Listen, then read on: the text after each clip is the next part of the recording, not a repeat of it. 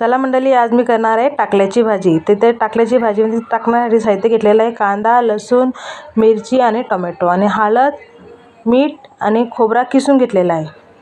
आता छान प्रकारे टाकला मी कापून घेते।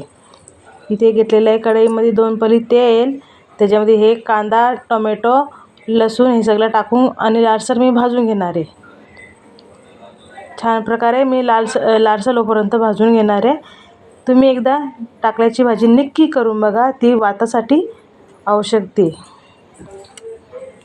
चला, लालसर झालेला आहे। आता मी टाकून घेते हळद, मीठ टाकून घ्यायचा आणि टाकला मी कापून घेतलेला आहे तो टाकून घेते आणि छान प्रकारे मी मिक्स करून घेते। छान प्रकारे मिक्स करून घ्यायचा आणि झाकण ठेवायचा। स्लो गॅसवरच शिजवायचा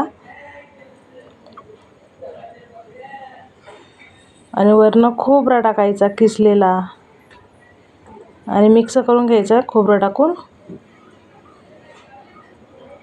आणि तुम्हाला सर्व करून दाखवते। हे बघा, छान प्रकारे झालेली आहे आपली टाकल्याची भाजी।